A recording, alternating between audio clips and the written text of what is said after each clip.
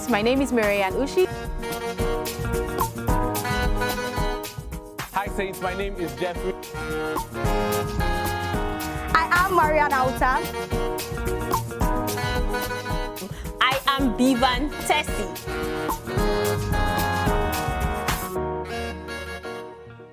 Today we're diving into a topic that hits close to home for some of us. What's it like being Catholic in this day and age? From the pressures of the economy to the pool of modern trends and other denominations springing up, staying rooted in the Catholic faith can be challenging. But what's it like being Catholic in this day and age? Hi Saints, my name is Ushi and this is Catholic Faith Forum. Stay with me. I'll be right back to introduce my guests right after this break.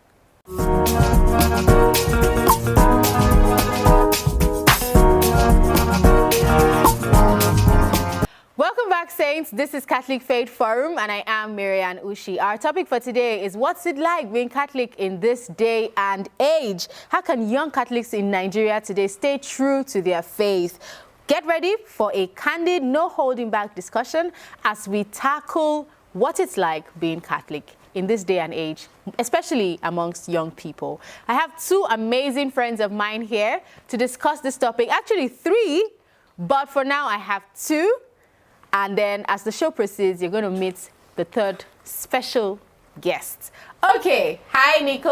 Hi, Sophia. Hi, Marianne. See, it sounds so like, hi, Marianne. I mean, come on, how fun now? How old are you? I do. We're living life. We're living life. Yeah. Have you attended Mass today? Of course. I I love being Catholic. So if I don't attend Mass. Right. All right, so these are my two guests. I have Nicodemus Nsikak, who is a mechanical engineering graduate of Yaba Tech. He's a dedicated Arsenal fan. I don't know why men like putting this football team in their bios, but yeah, he's a dedicated Arsenal fan and currently a project engineer in the construction industry. Hi, Nsikak. Hi, Marianne. I said I'll form the bass voice today. I also have Sophia Ina-Omini Sobase. She is a young physiotherapist and hair vendor. Yes, entrepreneur par excellence. I don't know if that's correct, but yeah, take it like that. Well, over the years, Sophia has been the secretary of St. Dominic's Teens Club from 2018 to 2021, and she's currently the secretary of the Society Monitoring Committee of Sion. She holds a bachelor in physiotherapy from the University of Lagos. In addition to her professional work, she's deeply committed to offering voluntary service to the church. She loves attending Mass, singing, working out, and watching movies. Rich woman. My helper, please. Heaven, mini heaven in the building. Yes, her. Okay, so let's begin. I mean, what's it like being Catholic in today's Nigeria? How has your faith shaped your identity? You want to go first? Okay. Yeah, ladies first. Right. Okay. In this Nigeria, yeah, we know that things can be very tough right now based on people always complaining about the economy and every other thing. And being Catholic, at least for me, yeah, is, you know, not just loving God, then extending that love to your neighbor. And who is your neighbor? We know that your neighbor is, you know, everybody, people around you, family, friends, even people on the road and all. And then you can just literally be having a bad day and somebody would maybe want to get on your nerves, and I feel being Catholic just makes me choose to just always show love. Like, don't let this person have control over you. Don't like react in the way that you would normally want to react. So yeah, being Catholic in this Nigeria of today, despite the fact that the situation can be frustrating. I mean, we can finish seeing a lot of patients and then somebody will just come and tell you that, oh, still come and do this. I know I still just always feel like, oh, why did I start this? Like, the love of God and always wanting to extend that love to others. So that's how it is for me.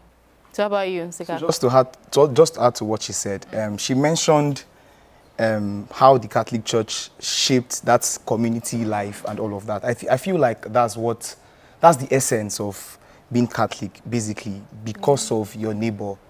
And there's something very interesting. I mean, I feel like it's something that has always happened. People that are not Catholics, Protestants per se, they tend to, because they don't understand certain things, they tend to always attack. I mean, sometimes late last year, there was this popular pastor. I don't think I want to mention the name. No wahala. If we all saw the trend on X, and then he was attacking and saying Catholics, what they only know is Espiritus, Spiritus. That's the way he said it. And then he was very hilarious because, to an extent, I want to believe that his congregation, because he's the pastor, to an extent, his law. I believe you get what I'm saying. His law. So they take what he says as truth, whereas coming back to our space, you know that, should I say, he doesn't really know the whole truth. Like, he doesn't understand why we do certain things.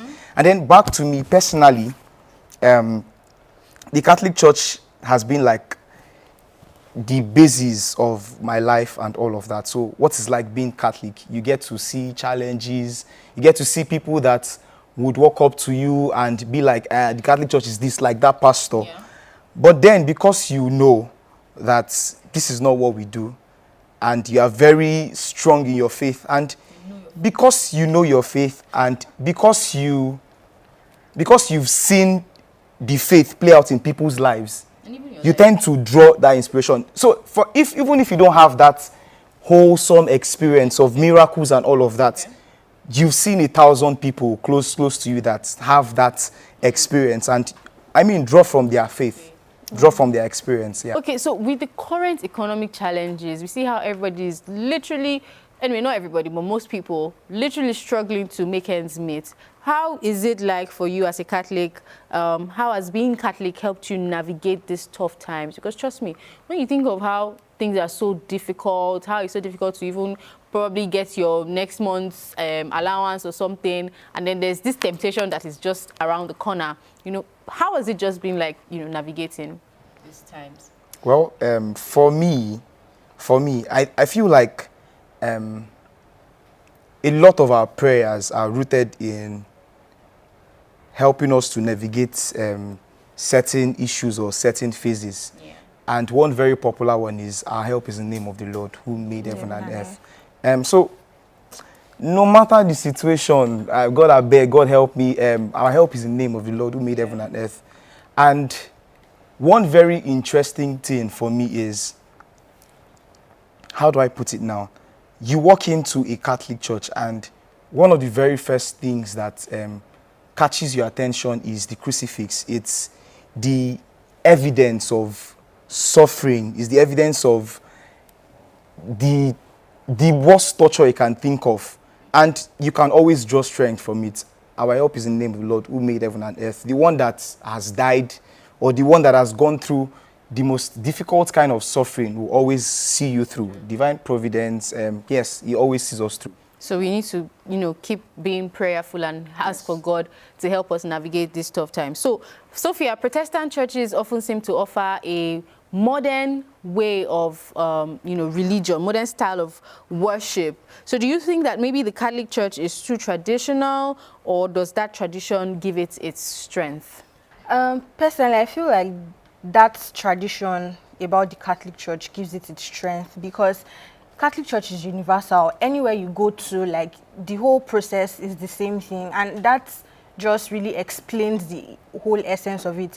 Yes, I've noticed that there are modifications sometimes when I attend mass in some parishes. Yes, like I've seen where they do praise and worship in some parishes, and I've also seen that sometimes they also do it in St. Dominic's too sometimes. Yes, at mass. So, and over time, we are actually seeing that these things, compared to before, obviously when I was like growing up, probably First Holy Communion, yeah, just go, in fact, I just go there, or maybe, obviously, me, I didn't know anything, and I just, you know, maybe sleep. Maybe during offertory, I just wake up or something like that. But over time, yeah, we can actually see the modifications. We can actually see that the Catholic Church, even in being universal, even in traditional, is still adopting certain ways of being lively to allow for certain things. And then even some priests during their homily, sometimes they even make it interactive, like they go around, ask questions, and I can even see that these modifications are still in place. So I feel like the way it is like right now, like it's really, really nice. It's really wonderful. Okay, thank you so much. So it's time for us to go on a short break to find out who our saint of the week is. And after that break, you'll be meeting my third guest. So don't go anywhere.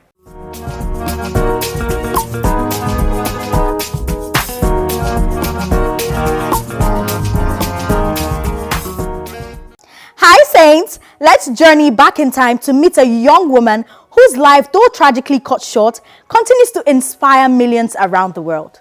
Who is she? She is Saint Maria Goretti. Maria's story began in the heart of rural Italy in the early 1900s. She was born into a humble farming family, and Maria's early life was marked by simplicity and hard work. From a very young age, she learned the value of prayer and the importance of her faith. Maria, despite her young age, stepped up to help her mother, taking on responsibilities that belied her young age. What a nice girl. She was bright and cheerful and known for her kindness and her devotion to God. What are you known for? As she blossomed into a youthful woman, her beauty, both inner and outer, began to shine. But sadly, this very beauty attracted unwanted attention. A young man named Alessandro Serenelli, who worked alongside Maria's family, became consumed by a dark and obsessive desire for her. Lost, it is what it is. He made repeated advances which Maria, with unwavering courage and conviction, resisted. She understood the sanctity of her body and the importance of remaining true to her faith. She rebuffed him severally and telling him that what he wanted was wrong and that she would never give in. If you were the one, will you? Tragically, Alessandro's obsession escalated into violence, and on one fateful day, he ambushed Maria, determined to have his way. Maria, with incredible strength of will, fought him off, continuing to resist his advances, even as he threatened her life. Hey, if you are the one, what will you do? Anyway, in a horrific act of desperation, Alessandro stabbed Maria repeatedly. Despite the excruciating pain, Maria's thoughts were not of herself. She, however, forgave Alessandro, even as she lay dying, saying prayers for him and expressing her hope that he would repent. I know you would have cursed him on that day if you were the one. But her resilience in the face of such brutality is truly astonishing. She clung to her faith even in her final moments, choosing forgiveness over hatred. Her unwavering commitment to her principles, her purity of heart, and her extraordinary capacity to forgive made her a beacon of light in the face of darkness. She died at a tender age of 11, a virgin martyr, a testament to the power of faith and the strength of the human spirit. To be honest, you can do it too. Maria's story doesn't even end there. Her sacrifice and her unwavering faith had a profound impact on those around her. Alessandro, however, deeply moved by Maria's forgiveness, repented of his actions. He spent years in prison where he experienced a profound conversion. He publicly apologized for his crime and dedicated the rest of his life to living a life of penance and faith. Maria's influence extended far beyond her small village. Imagine that. Little girl, but great things happening. Maria Goretti's life, though tragically cut short, served as a powerful reminder of the importance of standing up for what is right. Even in the face of adversity, her unwavering faith and her extraordinary capacity to forgive continue to resonate with people around her in the background.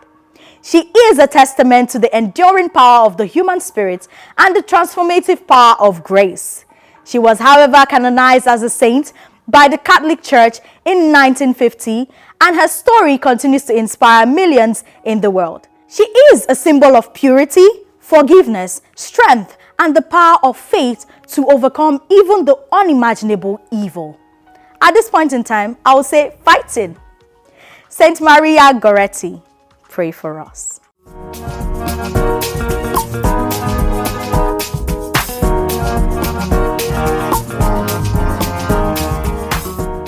Welcome back, Saints, and I hope that you learned from the life of our saint of the week. So I have here with me my wonderful third guest. Hello, Osita. How you doing? I'm good, thank you very much. All right, so Osita Ezeibekwe is the CEO of S18E01 Technologies, dealers in phones, gadgets, computers, whatever technologies that you can think of.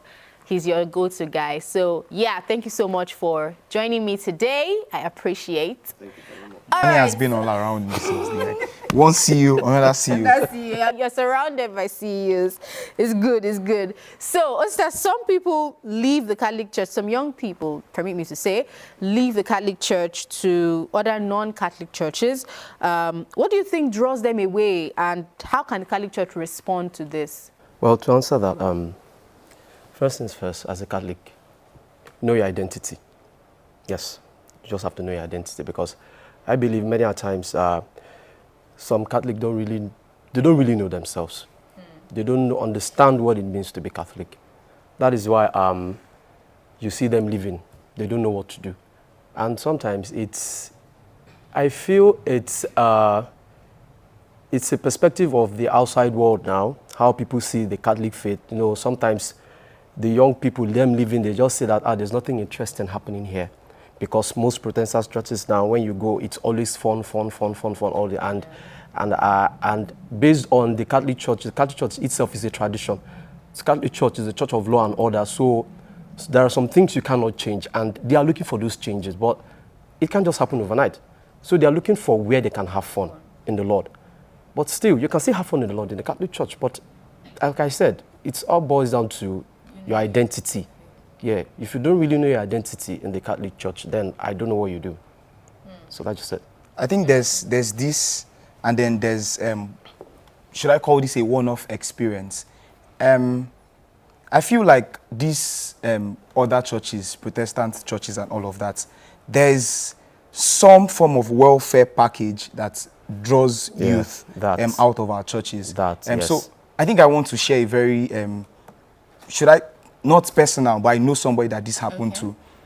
So with the way the NYC thing is, and then we get to send people across different parts of the country. So there was this friend, and I've forgotten the state he was sent to. Yeah. So after the camp, he had to serve for 1 year in that state. And so through the course of that 1 year, I think there was a church. I don't think he shared the church with me. And for that 1 year, they catered for feeding, catered for the house he stayed and all of that. The whole hospitality was a very good thing. So he saw that welfare and then he took it. And when he left that place, it was difficult for him to come back to the faith. And a lot of my friends and all of that, they tried as much as possible to bring him back. But I think it was pretty difficult, because after he left there, they tried connecting him to a branch here, and then he just somehow, it was a very big part of them. So yes, that welfare is also there. So how does the Catholic Church now respond to this? I also believe that at those camps, they always celebrate masses there. Yeah, NFCS, so yes, NFCS, camp, youth corpers of Nigeria or something like that. Why Catholic youth corpers exactly? So why don't the diocese or the archdiocese provide maybe a house or a welfare center close to those places to help house them? Yeah, some actually do that. Yeah, I'm just saying maybe not all. Do that. They should try and improve on that particular one. I think it's just very few of them. And then so yes, I think that's it. That's it. And then just to add, there's some of these churches who also offer promotion of talent, so to say. So now youths would go to where their voices can be heard exactly, and then I don't know if there's a way that we can also try to, we may not be able to do everything, because really, I don't think those people are attracting you with either food or money or, those kind of things. But here in the Catholic Church, we know our faith. You understand? So it's like you said, it's about knowing your identity and then realizing how to even tap into the Catholic faith. Because trust me, these things that you're going out there to look for, they're here. If I say as a presenter, oh, the Catholic Church is not supposed, I mean, look at me. Hello, hello, I'm here. You know, and then we've had choristers who have gone on from the Catholic Church to, you know, make it big and all of that. So it's just there. It's just that it's not as aggressive as, you know, the other churches would make it seem. So let's just quickly, because my director is signaling me and I'm like, I don't have enough time for this conversation, but we'll just do what we can. So how can we address conversations with our friends or peers who are constantly challenging us? Because let's say it's Feast of the Assumption, and then somebody comes and says, who told you that she assumed into heaven? Where did you get that one from? Or, you know, we're talking various Catholic traditions, and then they keep attacking us that, oh, you people are doing this, you people are worshiping Mary, you people are worshiping statues and all of that. When they bring these conversations to you, how do you address them? So I feel like many times when they bring up this question, it's not from the angle of them wanting to learn. Just to criticize. Maybe a very few of them want to learn. Actually. But many times they just come to attack. To criticize. And to be honest, there's only so much you can do. Once you give them this, if at all they want to learn, they will go back to research. So I have this particular friend that does this every time. So usually the Feast of Mary recalls like Blessed Virgin Mary, the memorial, and is all across the year. You get lots of feasts, memorial, and all of that. So when I post up something, we really do not greet ourselves, or maybe when we want to just troll ourselves because it supports Man U. But he just comes into my DM and who told you people, where is it in the Bible? That's what he's always asking for. And even my last chat with him was something about this. And to my knowledge, to the best, as much as I could. How did you address it? So these days is pretty very easy, like very, very easy.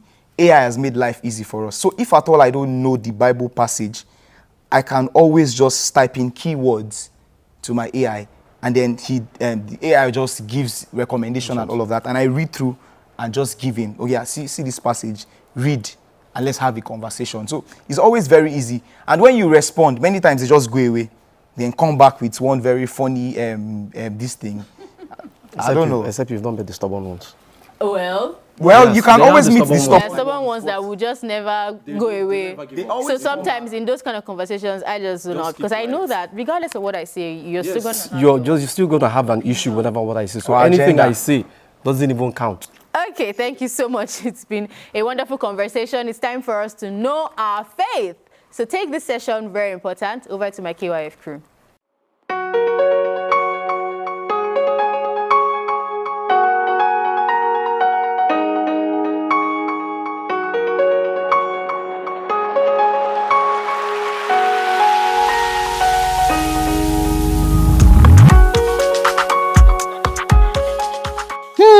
That's how they behave in Catholic Church. They don't clap. They are quiet. They and pictures are be statues. There are many misconceptions about the Catholic Church. Hello and welcome to Know Your Faith series. I am Amaka Ozo. Amaka will not disappoint. And on today's episode of Know Your Faith, Matter Day, let's address 6 common beliefs that non-Catholics have of the Catholic Church. Many think that 1, Catholics worship Mary and the saints. Every time, Mary this, Mary that. I'm praying through St. Joseph of Cupertino for exams. As how? Catholics worship God alone, but we venerate and honor Mary and the saints and ask their intercession, recognizing that they are in heaven and are models of the faith. 2, Catholics worship idols. This is a common misconception. Catholics do not worship statues or images. Instead, they use them as visual reminders of Jesus, Mary, and the saints, directing their prayers to God through these intercessors. To be fair, some Catholics do too much, and this can come across as idol worship. 3, Catholics don't read the Bible. They don't quote it. Brother, sister, relax. The Bible is central to Catholic liturgy, and reading from the scriptures is a big part of every Mass. The Church highly values scripture, using it extensively in liturgy, teachings, and sacraments. 4. Catholics believe in salvation by works. Abracadabra. Okay, let's have it. Catholics believe in salvation through grace. Miracle no dey tire Jesus, and good works are an expression of faith. 5. The Pope is infallible in everything. The Pope said this. He liked this picture in COVID. Relax.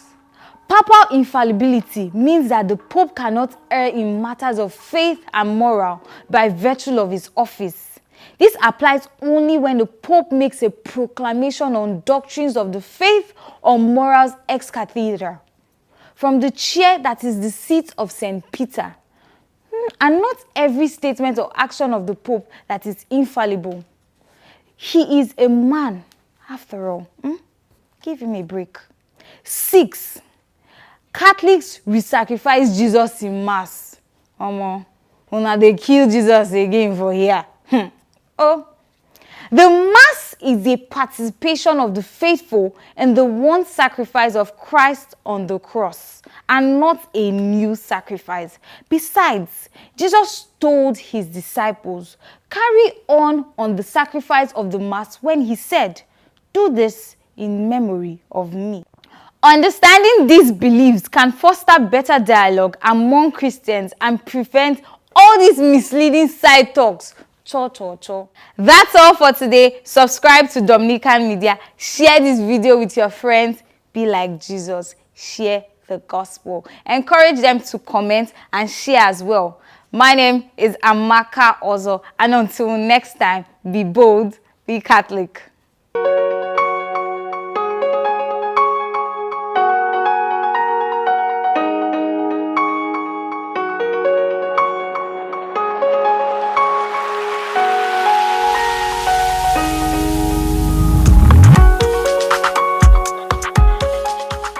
Thank you very much to my KYF crew for that Know Your Faith session. Yes, Sophia is back.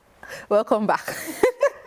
Okay, so do you have any challenges or doubts? Have you ever struggled with doubts about your faith as a Catholic? And then how did you overcome them, Osita? I have actually, years back, when I was in school. I had that doubt.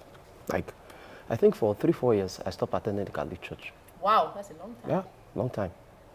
Yeah, so I started attending the Pentecostal church. But over the line, and I came back to Lagos 2019, I just had to take a firm and a bold decision that I am back now. So one thing that actually helped me was that I actually missed the Catholic stuff. I missed everything. So then I had to go back to my society, St. Vincent de Paul, helping the needy.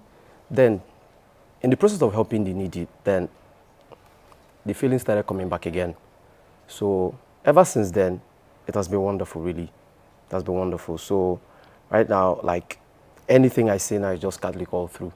I think I can just imagine myself. Though sometimes that feelings do come back, you know, like, should I go back? But still, the Catholic Church is still here, because everything I know today, everything I've learned from Christianity, it all started from the Catholic Church. So how about you, Sophia? Any doubts, any challenges? I have never had doubts. Rather, I've had doubts about myself, and it was even my faith that saved me from those things. Like, personally, my friends know, and people close to me, they know that they always tag me as, oh, Madam Strong Woman. And that's because, I don't know, that's because of my faith at the end of the day.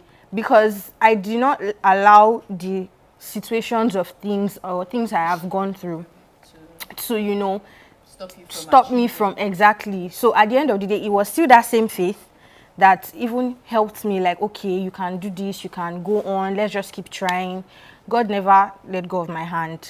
So yes. Okay, so Osita, I'm curious, what do you love the most about the Catholic Church? What's that one thing, like maybe for instance, that one thing that brought you back, or that one thing that has kept you here? The Blessed Sacrament. Yes, the Blessed Sacrament. For years, people have been saying things, wonderful things about when they approach the Blessed Sacrament and something happens to them. I experienced this in first hand last year. Yeah, I had a very rough patch. 2023, something bad happened to me. Then I just had to restart life all over again. So going back to the Blessed Sacrament last year, it was wonderful. Things that I felt that I don't know I could achieve under 1 year. Just with the help of the Blessed Sacrament, like, wow, so this really works. All these years I've been in the Catholic Church, I do visit the Blessed Sacrament just to pray. But last year I really took it serious and it was wonderful. That is why there was even a friend I was having a conversation with few weeks back, yeah. She was going through tough times too. I told her, see, you're Catholic, I understand. When last did you visit the Blessed Sacrament? She said she hasn't been there before. Wow. You're Catholic, you've been there before. Like, how? Like, go there. Go to the Blessed Sacrament. Just go there. Just between you and God. Converse. You mustn't really pray much. Even if you don't want to pray, just sit down there. Talk. He listens. They will listen to you. That thing you want, you will get it. I experienced it that if I can, so can you. Nice, nice. So, Sophia, to wrap it up. If you were to invite a friend to explore the Catholic faith, what would you tell them? I would tell them, come to Mass. If you have any confusion, any question, anything whatsoever, oh, why are these people wearing gowns, white gowns or something? Why are they carrying this thing? Write every single question down and then follow it up. You can meet a priest, you can meet anyone like you feel like, oh, this person would have a particular knowledge, or you can even meet me self. I mean, I will try my best because I also use it to learn too. Definitely. Learn more. So yeah, so have all those questions written down and have a full understanding of why is this so, why does this happen, and that's what I'm just going to tell the person. Okay, nice. Thank you so much. I'm glad that we've been able to establish that the Catholic Church is beautiful in and out, and that whatever it is that you're looking for, you can get. Yes, there'll be challenges and all of that, but how well do you know your faith? And how well are you strong in your faith? What's it like being Catholic in this day and age? I want to hear from you. So do well to drop your comments, your answers down in the comment section of our YouTube channel at Dominican Media. We're also on social media at CFF on TV. Please, when you go to the YouTube channel, or if you're watching from the YouTube channel, do well to subscribe. Like this video, share to your friends and families, and turn on the post notification bell so that you can get notified when next we drop an amazing episode. It's been a wonderful time. Thank you so much, Osita. Thank you so much, Sophia. And thank you so much, Nico, for coming on the show. I really loved the conversation, and I really hope that we can have more and more of these conversations. My director was just rushing me, but well, it is what it is. If you have comments, do well to use the comment section, and let's continue the conversation there. It's been a wonderful time with you. I remain Marianne Ushi. Keep being saints in jeans and shirts. Bye. Tell them bye-bye. Bye. So a Chelsea fan has gone out. An Arsenal fan is entering. Yeah, 2 Arsenal fans. It's not easy. I support Arsenal. Another Arsenal fan, they come on set. I'm saying that she pocket. You are not coming back to the set. Director, see what they are doing.